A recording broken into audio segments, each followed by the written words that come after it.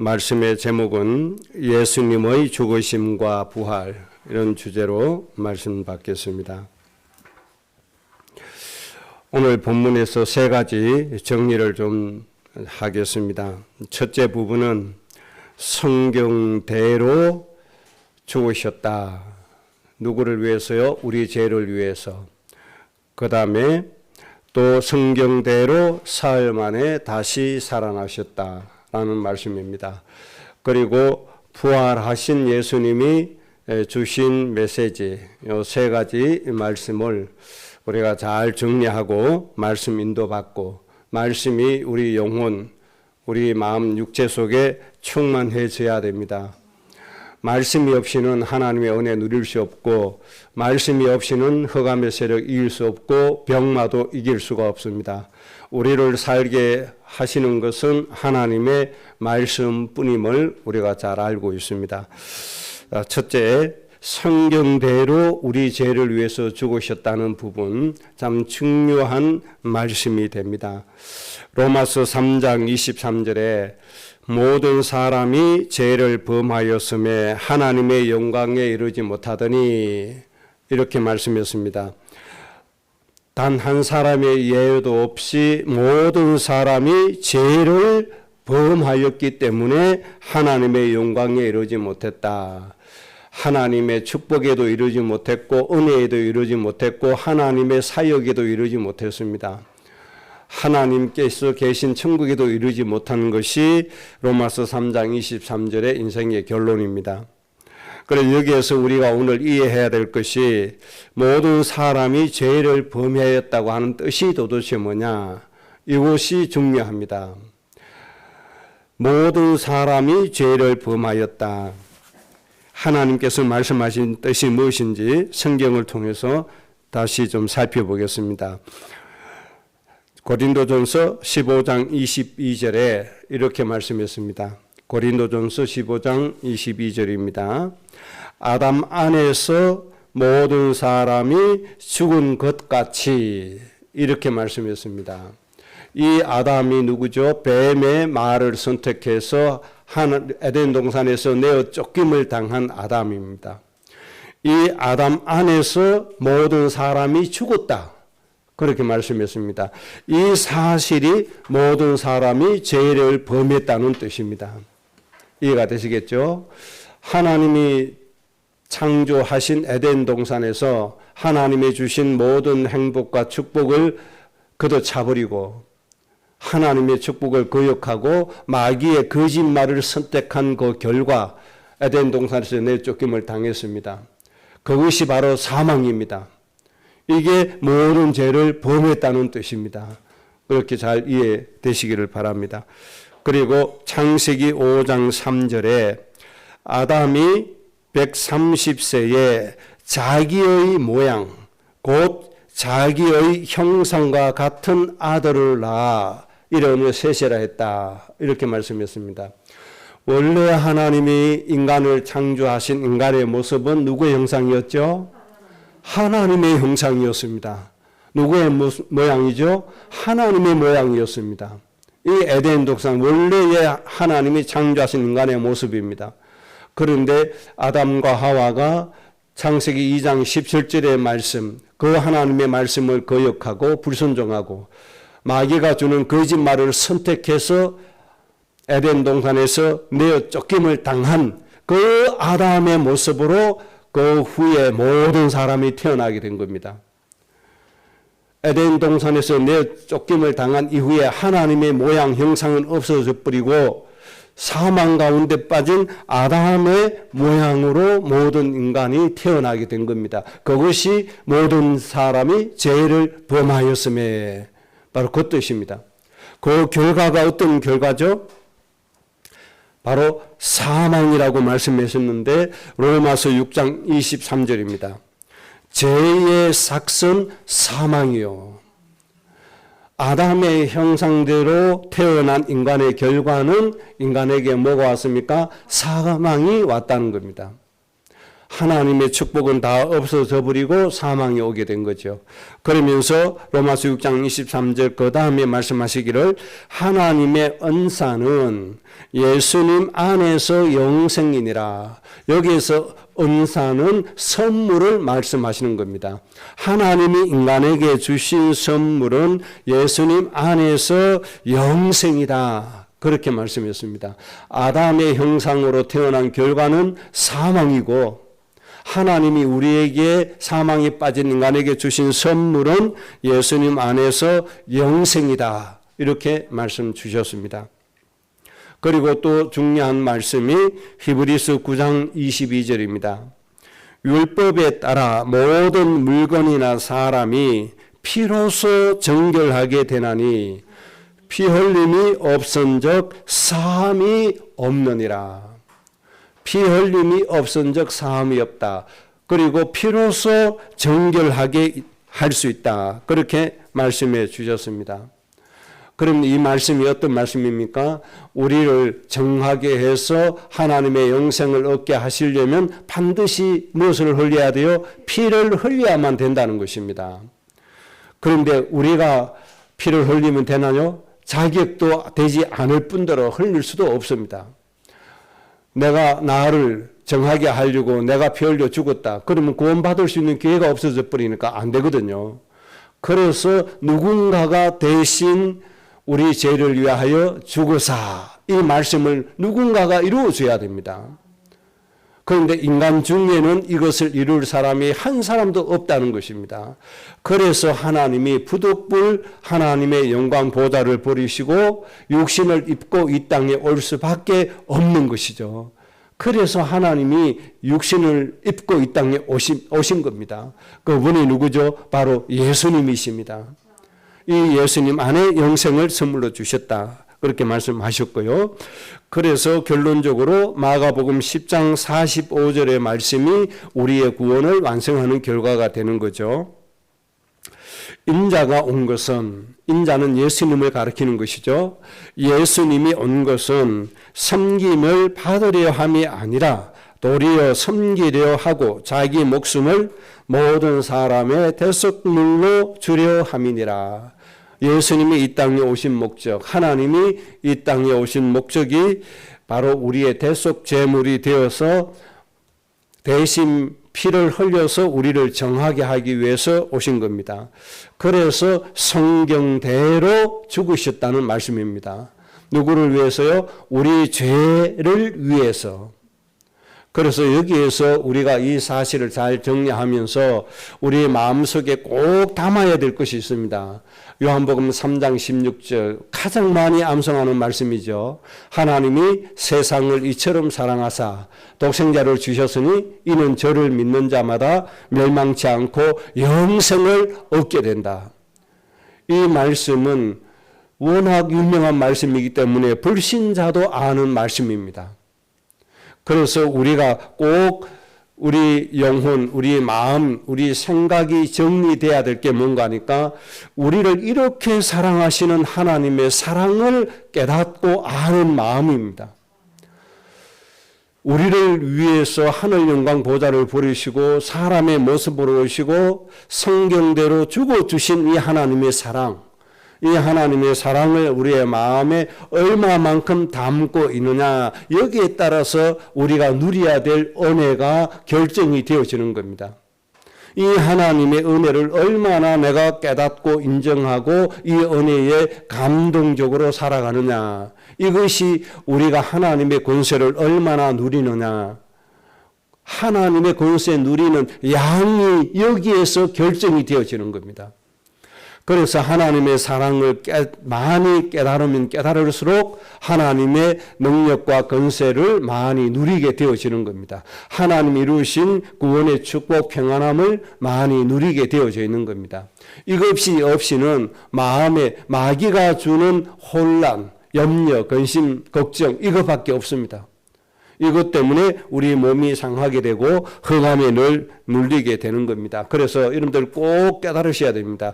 하나님의 은혜가 얼마나 크신가를 깨달으셔야 되고 하나님의 사랑, 나를 향하신 하나님의 사랑이 너무너무 크구나 하는 것이 내 마음에 감동이 될 정도로 이 하나님의 사랑을 깨닫고 살아야 되고 이 하나님의 사랑으로 우리가 살아져야 됩니다. 그 다음 두 번째 주제입니다.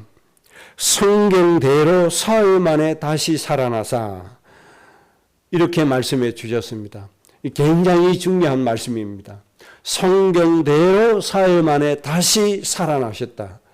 굉장히 중요한 구원의 축복을 우리에게 가져다 주시는 말씀입니다.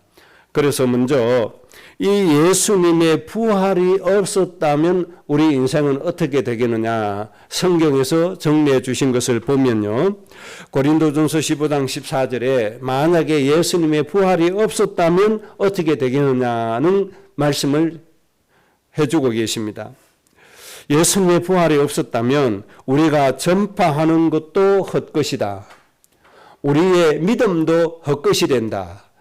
그렇게 말씀해 주셨습니다. 우리의 노력도 헛것이 될 것이고 우리의 믿음도 헛것이 될 수밖에 없다. 그렇게 말씀해 주셨습니다. 그리고 15장 17절에 너희가 여전히 죄 가운데 있게 될 것이다. 이 죄 문제 해결할 수 없다는 거죠. 사망의 문제 해결할 수 없을 것이다. 그렇게 말씀해 주셨습니다. 이 두 가지 사실로 봤을 때 예수님의 부활이 얼마나 중요한가를 알 수가 있습니다. 예수님의 부활로 말미암아 우리에게 믿음의 열매가 와졌다는 것입니다. 예수님의 부활로 말미암아 사망 권세를 깨뜨리고 모든 상황을 이길 수 있는 은혜가 우리에게 왔다는 겁니다. 그래서 하나님이 예수님을 보내시고 성경대로 죽으시고 성경대로 3일 만에 다시 살아나도록 하신 겁니다. 그러면 이 부활의 결과가 어떻게 우리에게 이루어졌는가? 이 말씀을 보면요, 먼저 15장 20절에서 21절에 보면 사람들이 잘 이해하지 못하는 부분인데 굉장히 중요합니다. 잠자는 자들의 첫 열매가 되셨다. 그렇게 말씀했습니다. 이 잠자는 자들이 누군가 하니까 예수님 믿고 죽은 자들, 예수님 믿고 죽은 선조들, 지금까지 예수님 믿고 죽은 사람이 얼마나 많습니까?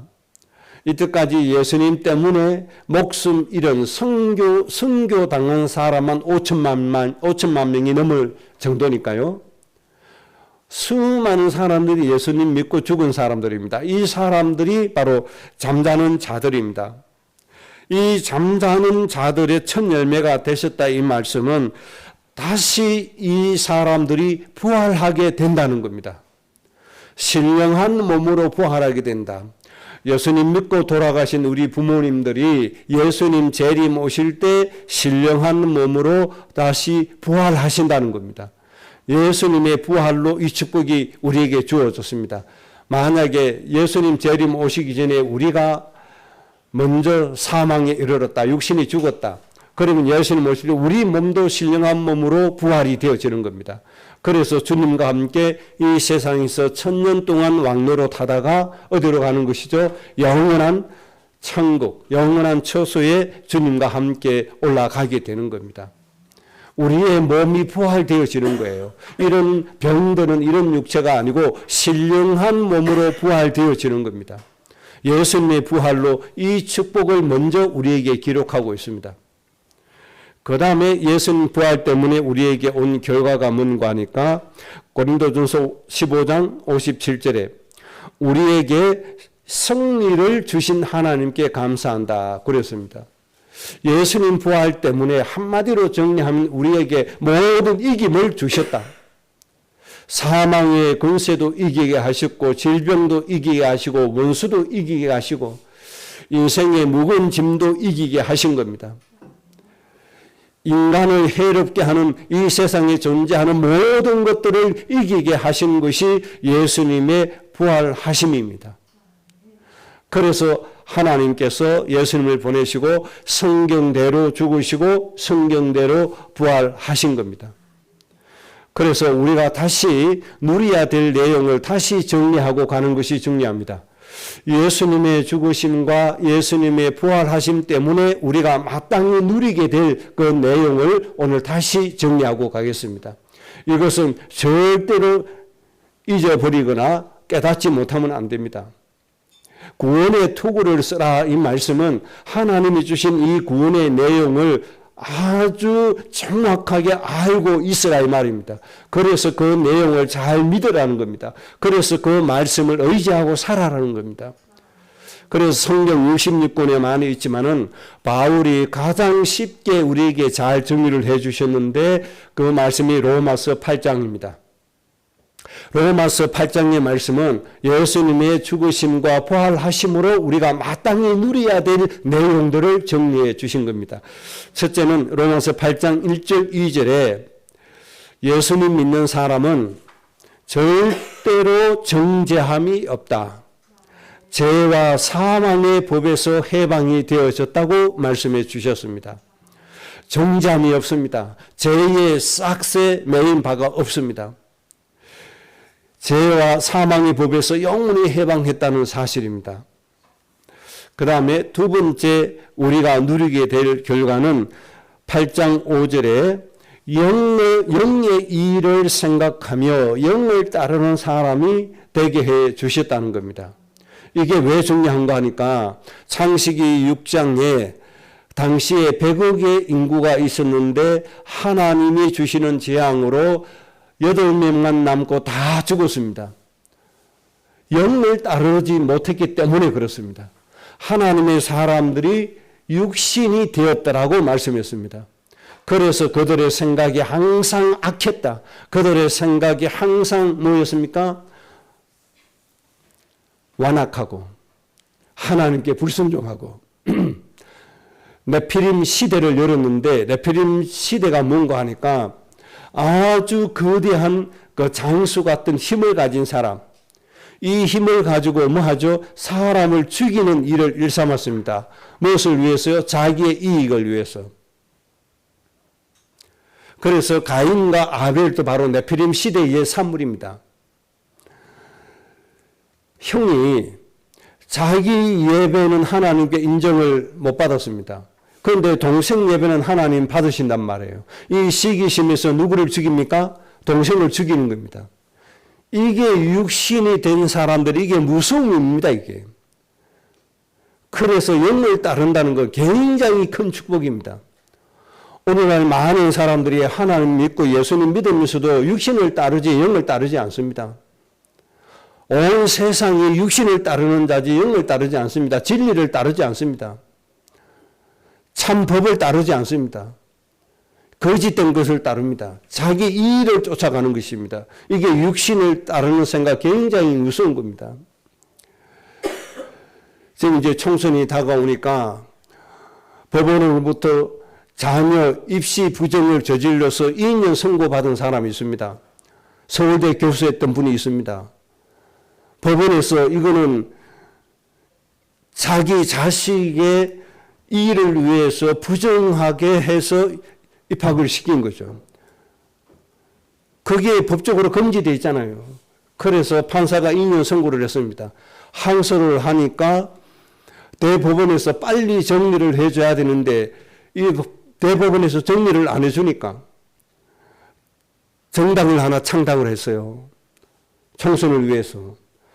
그래서 자기는 순번 2번을 가지고 갔어요.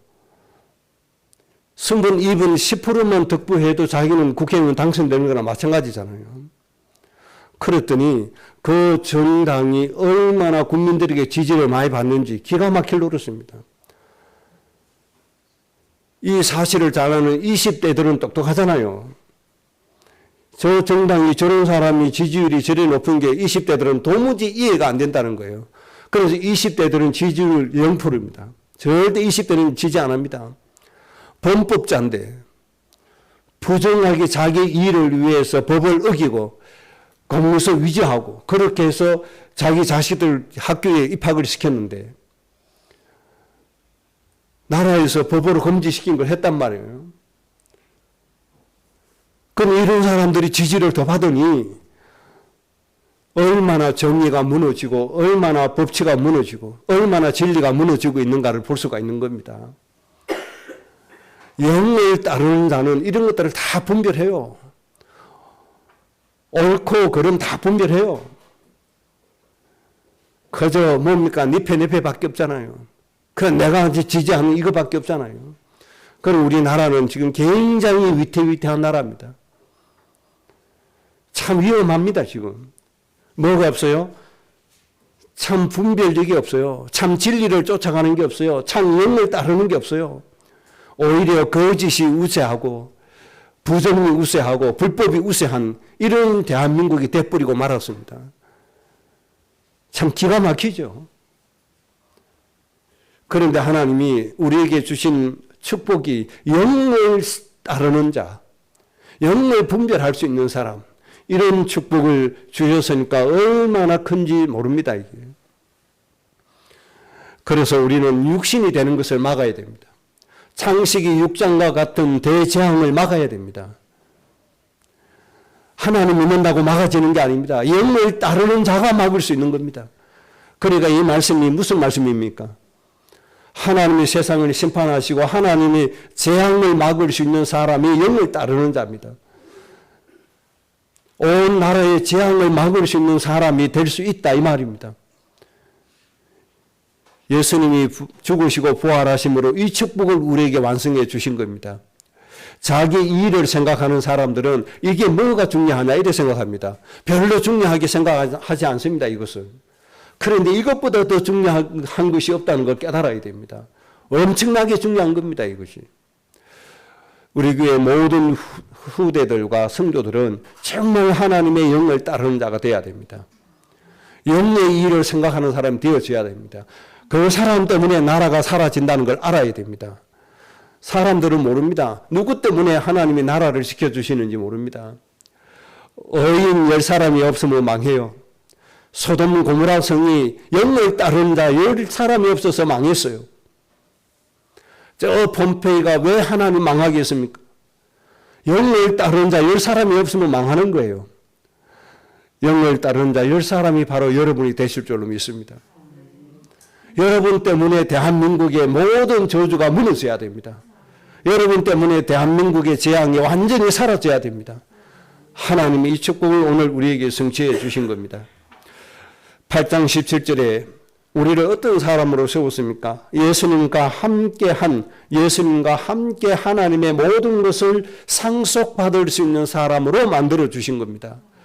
하나님의 모든 것을 상속받을 수 있는 사람, 상속자. 하나님의 상속자인 것이 얼마나 큰 축복입니까? 하나님의 모든 것 상속받을 수 있는 사람이 된 것을 여러분들이 꼭 믿으셔야 됩니다. 예수님의 죽으심과 부활하심 때문에 완성되어졌고 성취가 되어졌습니다. 그 다음에 8장 26절에 성령께서 우리의 연약함을 도와주신다고 말씀했습니다. 하나님의 거룩한 영이 우리의 연약함을 도와주시는 겁니다. 여러분 이것 때문에 여러분들이 이때까지 사신 겁니다. 우리가 망할 짓을 한 적이 한두 번입니까? 실패할 수밖에 없는 인생 되도록 우리가 행동한 적이 한두 번입니까? 우리가 죽을 수밖에 없는 위험한 것을 자초한 것이 한두 번입니까? 그런데 하나님이 모든 위험을 제거하시고 평안하게 인도하신 것이 바로 이 성령의 인도요 도우심입니다. 우리가 이 성령의 도우심으로 이때까지 살아왔다는 사실을 꼭 기억을 하셔야 됩니다. 내가 잘나서 된 것 같죠? 아닙니다. 하나님이 성령을 통해서 우리를 지켜주신 겁니다. 그 다음에 8장 28절에 모든 것을 협력시켜서 하나님의 선을 이루게 하신 응답을 우리에게 만들어 주신 겁니다. 우리가 잘할 수도 있고 못할 수도 있습니다. 우리가 이렇게 할 수도 있고 저렇게 할 수도 있습니다. 이런 모든 것들을 하나님께서 협력을 만들고 조화롭게 만들어서 하나님의 목적, 선을 이루어 주신다는 사실입니다. 이것이 우리가 마땅히 누려야 될 축복입니다. 그 다음에 8장 31절에 하나님이 우리를 위하시기 때문에 우리를 이길 존재는 이 세상에 아무도 없다는 사실입니다. 8장 32절입니다. 예수님과 함께 모든 것을 우리에게 다 주셨다고 말씀했습니다. 예수님을 구세주로 영접한 모든 사람에게 하나님께서 예수님과 함께 모든 것을 다 주셨다는 겁니다. 하나님의 능력도 지혜도 하나님의 은사도 하나님의 축복도 경제도 하나님 모든 것을 다 주셨습니다. 누구와 함께요? 그리스도와 함께. 그러니까 우리는요, 어마어마한 신분을 가진 사람이라는 걸 알아야 됩니다. 우리는 보통 사람이 아닙니다. 온 세상을 살리고도 남을 수 있는 사람이 된 것입니다. 예수님과 함께 모든 것 다 받은 사람이기 때문에요. 이 사실을 하나님 앞에 인정하시기 바랍니다. 이 사실을 하나님 앞에 고백하고 믿으시기 바랍니다. 그리고 8번째 8장 37절에 하나님의 사랑으로 말미암아 넉넉히 이기게 되어졌다. 하나님의 사랑 때문에 모든 것을 넉넉히 이기게 하셨다는 겁니다. 이 축복을 하나님 우리에게 완성시켜 주시고 우리가 누리도록 하나님 인도해 주시는 겁니다. 로마서 8장에 있는 이 8가지는 여러분들이 철저하게 깨닫고 머릿속에 마음속에 잘 정리해서 늘 이 말씀 의지해서 살아야 됩니다. 이 말씀 의지하면 단 한 사람이라고 할지라도 온 천하를 살릴 수 있는 이 세상을 정복하고 다스릴 수 있는 그 주인공이 될 수밖에 없는 겁니다. 여러분 이 8가지 축복으로 늘 행복해지셔야 되고 이 8가지 축복으로 매일 새 힘을 얻어야 되고 여러분들 마음속에 뭐가 넘쳐야 돼요? 하나님을 믿는 믿음이 넘쳐야 되고 기쁨이 넘쳐야 되고 즐거움이 넘쳐나야 됩니다. 그러한 행복한 매일의 삶이 되시기를 주의 이름으로 축복합니다. 그 다음 3번째입니다. 부활하신 예수님이 주신 메시지입니다. 우리의 삶의 지침서로 삼아야 되겠죠. 예수님이 부활하셔서 우리에게 어떤 메시지를 주시느냐 아주 중요합니다. 사복음서를 통해서 각자 은혜 받은 대로 요점 정리를 해 주신 겁니다. 먼저 마태복음에서 세리 마태는 부활하신 주님이 주신 메시지를 자기 은혜 받은 대로 정리했는데 어떻게 정리했는가 하니까 모든 민족으로 제자를 삼아라. 마태는 이 은혜를 받았습니다. 부활하신 예수님을 만나고 난 다음에 받은 말씀이 모든 족속으로 제자를 삼아라. 여러분 모든 민족, 모든 족속, 모든 나라 안에 있는 사람들이 여러분의 제자가 되시기를 바랍니다. 여러분 기도하시면 됩니다. 우리가 도와주고 있는 저 아이들 가슴에 품고 기도하죠. 저 아이들이 먼저 여러분들의 제자입니다. 저 아이들이 먼저 하나님의 힘을 얻어야 됩니다. 저 해외에서 어려운 아들, 부모도 없고 공부할 수 없는 그 환경, 열악한 환경에 있는 그 아이들, 여러분의 제자입니다. 그리고 실제적으로 복음을 전할 수 있는 제자까지 써야 되고 정복하고 다스려서 하나님 나라 이룰 수 있는 제자도 써야 됩니다. 그래서 지금 이 시대를 글로벌 시대라고 하는 이유가 뭡니까? 세계가 너무 왕래가 잘 됩니다. 해외 다른 나라 사람들을 너무 쉽게 만날 수가 있습니다. 한국에만 해도 다른 나라 사람들이 수만 명이 들어와 있습니다. 그들 중에서 정말 우리가 복음 전해서 제자 삼을 수도 있습니다. 이 마음이 있으면 됩니다. 하나님 만나게 해주실 겁니다. 하나님 꼭 모든 족속으로 제자를 삼겠습니다. 이 마음을 가지고 있으면 하나님 만나게 해주실 겁니다. 그들을 구원시켜서 제자 삼을 수 있을 겁니다. 이 응답도 꼭 누려보시기를 주의 이름으로 축복합니다. 그 다음에 마가복음의 마가가 은혜 받은 말씀은 이렇게 말씀해 주십니다. 온 천하에 두루 다니며 만민에게 복음을 전파하라. 이 마가가 받은 은혜입니다. 부활하신 예수님이 주신 말씀 중에 받은 부분이 온 천하에 다니면서 만민에게 복음을 전파해라. 이것을 위해서 무슨 독을 마실지라도 해를 받지 않을 것이다. 뱀을 집어도 상하지 않게 될 것이다. 그 정도로 하나님이 지켜주실 것이다. 뭘 위해서요? 온 천하에 다니며 만민에게 복음을 전하기 위해서 하나님께서 이 은혜 주실 것입니다. 그 다음에 누가 의사 누가가 받은 은혜는 부활하신 예수님이 주신 메시지를 통해서 누가가 받은 은혜는 하나님께서 약속하신 성령을 기다려라. 누가가 은혜 받은 부분입니다. 하나님이 성령을 주시겠다고 약속을 하셨는데 그 약속하신 성령을 기다려라. 여러분, 성령이 얼마나 중요합니까? 하나님께서 성령을 주신다고 약속하셨잖아요. 그래서 초대교회에 성령이 불같이 바람같이 임하니까 어떻게 됐습니까? 15개 나라 사람들에게 하나님의 성령의 역사가 일어나는데 사도들이 자기 말로 했는데 15개 나라 사람들은 자기 나라 말로 들릴 정도로 성령의 역사가 일어났습니다. 여러분, 이런 성령의 충만함을 받으시기 바랍니다. 도무지 깨달을 수 없는 상황인데 하나님께서 은혜 주신다 이 말이에요. 그 노래에 주는 그 감동이 또 굉장히 강하잖아요. 언어가 안 통하는데도 눈물을 흘릴 정도로 감동을 받잖아요.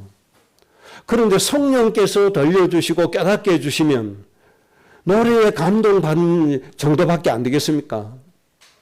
수백 배, 수천 배를 능가하는 감동이 오고 역사가 일어나게 될 겁니다. 누가는 이 부분에 은혜 받았습니다. 여러분, 누가처럼 성령에 대해서 은혜 받으시기 바랍니다. 성령을 사모하시기 바랍니다. 성령을 기다리시기 바랍니다. 그런데 이제는 성령 오셨어요. 오셨기 때문에 이제는 기다리는 것이 아니라 성령의 충만함을 누리는 겁니다. 성령의 인도를 받는 겁니다. 예수님 성천하시고 바로 성령을 충만하게 주셨습니다. 이제 성령이 오셨습니다. 그래서 이 성령의 인도받고 성령의 충만함으로 여러분들이 성령에 의해서 살아주셔야 됩니다. 그래서 이 성령께서 하신 일이 뭡니까? 모든 것을 가르쳐 주시는 것이 성령이 하시는 일입니다. 그래서 성령 충만한 사람은 경제 전공을 안 해도 경제에 대해서 눈이 트입니다. 물리에 대한 전문적인 지식이 없는데도 거기에 하나님의 성령의 깨우침으로 발견하게 되는 겁니다. 어떤 분야에든지 창조하신 하나님의 모든 그 결과가 이 땅에 있는 모든 우주 만물이고 모든 원리가 아닙니까? 성령께서 깨닫게 해주시면 그 누구보다도 통달할 수가 있는 겁니다. 그래서 성령께서 모든 것을 가르쳐 주신다. 그렇게 말씀해 주셨습니다. 그래서 우리 후대들은 내 전공 분야뿐만 아니라 모든 부분에서도 모든 학문을 통달할 수 있는 겁니다. 그 은혜를 받아야 됩니다. 누구처럼요? 다니엘과 그 친구들처럼 성령께서 가르쳐 주시기 때문에 이 은혜 누릴 수가 있습니다. 그래서 부활하신 주님 때문에 성령의 충만함으로 모든 것, 모든 학문, 모든 분야에 뛰어난 사람이 다 되시기를 바랍니다. 그게 정상입니다. 하나님이 이루어 주신 겁니다. 그 다음에 예수님의 제자 요한이 받은 은혜입니다. 요한에게 주신 말씀. 베드로에게 주신 말씀인데 요한이 은혜 받았어요. 그래서 성경에 기록했습니다. 부활하신 예수님이 베드로에게 이렇게 질문합니다. 네가 나를 사랑하느냐? 네가 나를 사랑하느냐? 네가 나를 사랑하느냐? 몇 번 물었죠? 3번 반복해서 물었습니다. 내 양을 먹이라. 네가 나를 사랑한다면 한 가지 일을 하면 된다. 뭐 해라? 예수님의 어린 양을 먹이라. 이렇게 말씀해 주신 겁니다. 이게 요한이 받은 은혜입니다. 아, 우리가 예수님을 사랑해야 되구나. 예수님을 사랑한다면 우리가 뭘 해야 되겠느냐? 예수님의 어린 양을 먹여야 되는구나. 이것을 발견하게 된 겁니다. 여러분, 예수님 사랑하시고 예수님 사랑하신다면 예수님의 어린 양을 먹이는 인생이 되시기 바랍니다. 그러면 예수님의 어린 양이 도대체 누가 되겠습니까? 예수님 사역하시면서 예수님이 하시면서 찾아간 사람들, 즉 예수님의 사역 대상자들을 보면 예수님의 양이 누군지 알 것입니다. 예수님이 공생애 3년 동안 누구를 찾아갔습니까? 굶주리고 헐벗은 자, 병든 자, 가난한 자, 사회의 약자들 중심으로 예수님이 찾아가서 천국 복음을 전파하시고 그들을 도와주시고 그들을 먹이시고 그들의 병을 치유하신 것을 볼 수가 있습니다. 바로 예수님이 찾아가셨던 그 사회의 약자들이 바로 예수님의 어린 양들입니다. 예수님을 사랑한다면 뭐해라? 이 어린 양들을 먹이라는 겁니다. 그래서 하나님은 아브라함에게 너는 모든 민족의 아버지 어머니다는 거예요. 아버지 어머니는 자식을 어떻게 하게 되어 있어요? 먹이고 입히고 살리게 되어져 있잖아요. 먹이라는 겁니다. 어느 부모가 자식을 안 먹입니까? 여러분 정말 하나님 사랑하고 예수님 사랑하신다면 예수님의 양을 먹이시기 바랍니다. 우스갯소리가 있잖아요. 예수님이 어느 날 거지로 변장을 하셨대요. 거지로 변장하셔가지고 아주 큰 교회 예배 드리러 가신 겁니다. 그랬더니 예배 안내 맡은 자들이 거지 하나가 오거든요. 그러니까 못 오게 막은 겁니다. 아저씨, 여기는 당신이 오는 곳이 아니에요. 하나님께 예배하는 곳입니다. 정장 입고 옷도 잘 입고 잘 갖고 와서 예배하러 와야지 당신이 오면 안 된다고 못 들게 했다는 거예요. 예수님이 사회적인 약자의 모습으로 오니까 교회들이 다 거절했다는 거예요. 얼마나 예수님의 어린 양에 관심이 없으면 그렇게 하겠냐 이 말이에요. 그래서 예수님께서 뭐라고 말씀하십니까? 네가 나에게 음식을 대접했고 네가 나를 입혔다. 정말 아니 저는 예수님에게 음식 대접한 일이 없는데요. 그러니까 예수님 뭐라고 대답하십니까? 저 가난한 자에게 한 것이 곧 내게 한 것이다. 그러면서 또 반대로 말씀했지요. 내가 어려울 때 내가 굶주릴 때 너는 나에게 물 한 그릇 가져오지 않았다. 너는 나에게 한 것이 하나도 없다. 예수님 무슨 말씀입니까? 예수님 갈릴리로 갔을 때 제가 싸들고 갔는데요. 이때 예수님 말씀하셨습니다. 저 가난한 자에게 너는 하나도 하지 않았다. 저 굶주린 자에게 하지 않은 것이 나에게 한 것이 아니다 이 말이에요. 그러니까 누구를 위해서 해야 됩니까? 예수님의 어린 양을 위해서 해야 된다 이 말이에요. 그런데 교회가 누구를 영접합니까? 돈 많고 부자 되는 사람, 헌금 많이 하는 사람, 이런 사람을 환영하지 정말 병들고 가난하고 어려운 사람은 교회에서 무관심하고 내칩니다. 하나님 은혜 받으라. 훈련이란 목록으로 수많은 돈을 모아서 저 굶주리고 예수님의 어린 양에게는 돈 한 푼 갖다 주지 않습니다. 그러면서 자기들이 모든 부를 다 축적하고 있습니다. 오늘도 5만 명이 죽어가는 사람이 누굽니까? 바로 그들이 예수님의 어린 양들입니다. 교회가 그들은 외면하면서도 목회자가 얼마나 돈이 많은지 좋은 집 수십 채를 가지고 온갖 좋은 물건들을 다 누리고 살고 그러면서도 죽어가는 저 영혼에게 구제 하나 하지 않는 사람들, 그러면서도 자기들이 복음이라고 주장하는 사람들, 정말 예수님의 어린 양을 먹이지 않습니다. 봐라, 우리처럼 예수님 믿으면 이렇게 부자가 된다. 예수님처럼 믿으면 이렇게 많은 복을 받는다. 그걸 강조하지 예수님의 어린 양을 강조하지 않습니다.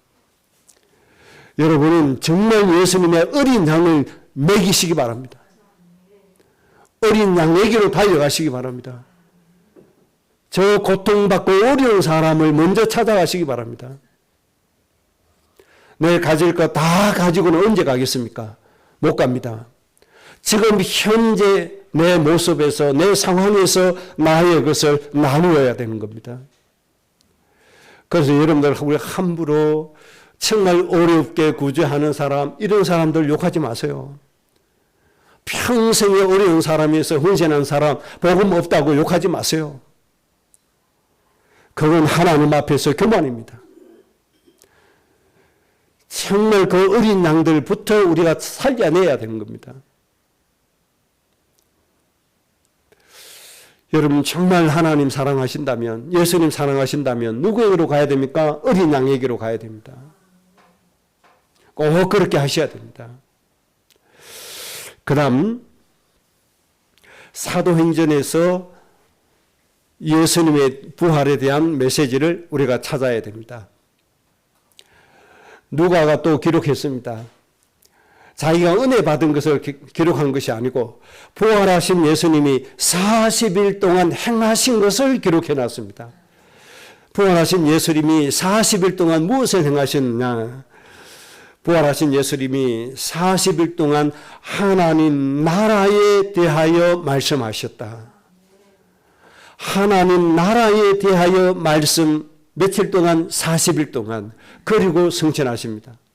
그러니까 예수님께서 40일 동안 하나님 나라에 관해서 말씀하셨으니까 하나님 나라가 얼마나 중요한 것인가 이것을 잘 생각해야 됩니다. 하나님 나라의 반대는 뭡니까? 흑암의 나라 아닙니까? 온 땅과 만민을 어둠이 뒤엎었고 캄캄함이 만민을 가리우고 있습니다. 이 거짓된 것이 대한민국을 지금 움직여가고 있습니다. 사람을 죽이는 이 나쁜 사상들이 사람을 움직이고 가고 있습니다. 참 기가 막힙니다. 어떤 정치 지도자는 그러더라고요. 저 윤석열 정부 대한민국 경제 다 망쳤다. 망친 이유가 뭐냐? 중국에 쎄쎄 안 해서 그랬다. 참 기가 막힙니다. 그게 무슨 대한민국을 끄는 정치 지도자가 되겠다고 합니까? 중국이 뭐라고 하면 이래 말하든 저래 말하든 무조건 감사합니다 감사합니다 하면 우리나라 경제가 될 건데 중국에 쎄쎄해라. 참 기가 막힙니다. 그런 사람들이 대한민국을 지금 온 대한민국을 그렇게 하고 있고 그런 사람들을 지금 수도권의 대도시들이 더 많이 지지하고 있습니다. 도대체 지혜가 있는지 분별력이 있는지 저 공산주의자들 사람의 목숨을 짐승 목숨보다도 못하게 여기는 저 공산주의 사상이 뭐가 좋다고 거기에 감사합니다 감사합니다 하라 말이에요. 그러면 나라 경제가 살아납니까? 그런 사람들 대통령 후보로 나오고 대통령 후보로도 지지하고 정신을 차리고 살아야 됩니다. 진짜 생명을 살리는 사상이 어떤 사상이고 진짜 생명을 살리고 나라를 세우는 그 정치가 어떤 정치입니까? 그래 놓고 뭐합니까? 또 한 사람 앞에 25만 원씩 퍼준다네. 경제 회복시킨다는 이유로 국민 한 사람 앞에 25만 원씩 퍼준다고 그게 됩니까? 또 공짜 받는 사람들은 퍼준다 하는 것도 좋아해가지고 헤헤호호 하면서 그걸 기다리고 있습니다, 지금. 나라 망한 줄도 모릅니다. 베네수엘라가 얼마나 부강한 나라였는지 압니까? 정치인들이 그렇게 막 퍼주다가 나라가 지금 다 무너졌습니다. 저 남미 국가들이 왜 지금 포삭 주저앉는지 압니까? 정치인들이 거짓 하다가 나라가 다 망했습니다. 하나님 나라 바로 챙겨야 됩니다. 하나님 나라는 그런 거짓된 나라, 그런 국민을 선동해서 자기 일을 챙기는 나라, 그런 나라가 아닙니다. 고통받고 죽어가는 저 사람을 살리는 것이 하나님의 나라입니다. 분란이 일어나는 것이 화목하게 하는 것이 하나님의 나라입니다. 내 일을 챙기는 것이 다른 사람의 유익을 위해서 헌신하고 봉사하는 것이 하나님의 나라입니다. 나를 기쁘게 하는 것이 아니라 사람을 기쁘게 해서 그들로 하여금 구원받게 하는 것이 하나님의 나라입니다. 이 하나님의 나라에 대해서 예수님이 40일간 말씀하시다가 승천하신 겁니다. 여러분 정말 그래서 나라를 살리고 사람을 행복하게 하는 하나님의 나라, 진영 논리, 보수, 진보, 이 잘못된 선동의 사상에 빠져서 휘둘려 가는 그런 사람이 되어서는 안 됩니다, 여러분. 정말 하나님의 말씀으로 정복하고 다스리는 그런 하나님의 나라 만들어야 됩니다. 우리 후대가 그런 지도자로 서도록 우리가 정말 이 나라 지켜야 됩니다. 저 정치인들이 선동하고 언론들이 선동하는데 절대로 우리가 넘어가서는 안 됩니다. 저는 남 욕을 잘 안 하거든요. 그런데 정치인에 대해서는 욕 안 할래 안 할 수가 없어요. 제가 윤석열 대통령 보고 제가 또 욕 한마디 했습니다. 아이고 이 참 우둔한 사람아. 참 우둔하다. 한 번 당했으면 됐지 또 당하느냐. 좀 지혜롭게 좀 해라. 그렇게 욕을 했어요. MBC라고 하는 언론이 뭡니까 대통령 꼬투리 잡아가지고 계속 비방하고 하는 거 그거 모릅니까? 한 번 당해봤잖아요. 그러면 조심해야지. 파 한 단 들고 뭐 870 매든 얘기했다가 MBC에 계속 당하고 있잖아요. 그걸 꼬투리 잡고 계속 선동해 가는 겁니다. 그러면 그 지혜롭게 그런 말을 해야 돼요? 안 해야 돼요? 하지 말아야죠. 하나로 마트에 가서 지금 물가가 너무 올라서 너무 힘드니 농협에서 만이라도 좀 물가 올리는 걸 자제하고 서민들에게 도움이 되도록 그렇게 좀 힘들지만 그렇게 좀 해 주십시오. 이렇게 하면 얼마나 좋습니까? 그런데 어디다 대고 판단 들고 그렇게 800원 얘기해가지고 난리식입니까? 그렇게 우둔합니까? 성령 인도 못 받으니까 당연히 그렇죠. 하나님 은혜 없으니까. 믿음이 없으면 머리라도 좋아야지. 믿음도 없죠. 머리도 나쁘죠. 지혜도 모자라죠. 그래 온 나라씩 그렇게 구는 거예요. 우리 후대들은 그런 지도자 되면 안 돼요. 정말 세상 사람들이 봤을 때 위대하게 보는 그런 지도자, 신과 같은 그런 지도자가 되어져야 됩니다. 우리 직장인들도 마찬가지예요. 내가 있는 그 직장에서 위대한 자로 보여져야 돼요. 그 분야에서 신과 같은 존재로 보여줘야 돼요. 공무원은 그 행정기관에서 정말 저 공무원은 신과 같아. 공무원계의 신이다. 이 정도로 인정받아야 됩니다. 정말로 위대한 공무원이다. 이 정도로 인정받아야 됩니다. 하나님께서 주신 은혜가 아닙니까? 이 하나님의 나라 정말 우리 잘 생각해야 됩니다. 그래서 저는 이제 기도 이제 새롭게 시작한 기도가 있거든요. 여러분들 일반 사람들은 잘 모릅니다. 그 정치인들의 사상 잘 모릅니다. 그냥 뭐 내 지지 이렇게만 생각합니다. 그러나 그 사람들이 가지고 있는 근본 사상이라는 게 있습니다. 이 근본 사상을 깨뜨려 봐야 됩니다. 이 사람들의 근본 사상이 어떤 사상이 이걸 봐야 됩니다. 그래서 지금 우리나라에 있는 저 사회주의 사상, 저 공산주의 사상, 이런 사상을 가지고 있는 사람, 한국 정치사에서, 정치계에서 완전히 제거해달라고 기도합니다. 이제 기도한 지 며칠 안 됐습니다. 그렇게 기도합니다.